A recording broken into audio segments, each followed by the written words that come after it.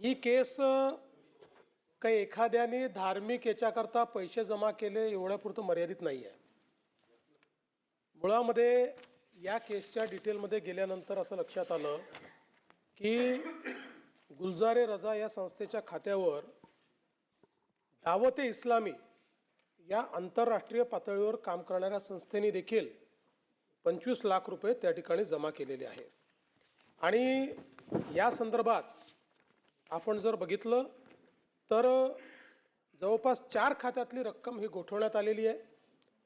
काही खात्यातली रक्कम त्यांनी परस्पर वेगवेगळ्या खात्यातनं त्या ठिकाणी ती रक्कम काढली. आणि आता याच्यामध्ये जर आपण बघितलं तरी रक्कम 4 वर्षामध्ये 18,573 देणगीदारांनी 4 जिल्ह्यातल्या 400 ड्रॉपबॉक्समध्ये दिलेली आहे. त्यामुळे त्यातल्या सगळ्यांची माहिती देखील नाही. त्यामुळे आता ज्यांचे चेक आहेत किंवा काही असं आहे त्यांची माहिती घेऊन त्यांची पडताळणी चाललेली आहे की हे लोक कोण आहेत. आणि म्हणून मुळातच आता याच्यामध्ये जो काही अँगल आलेला आहे त्यामुळे पॅरलली आता ATSने याची इन्क्वायरी सुरू केलेली आहे.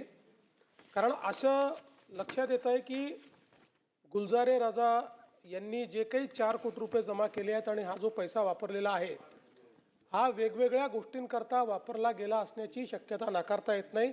ज्या प्रकारे परदेशातल्या विवादित संस्थांकडनं त्यांनी पैसा घेतला आहे.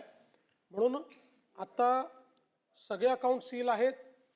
झालेल्या सगळ्या ट्रान्झॅक्शनची त्या ठिकाणी चौकशी चाललेली आहे आणि पॅरलल चौकशी ATS या संदर्भात जो काही वेगळा अँगल आहे त्या अँगलची देखील चौकशी करते.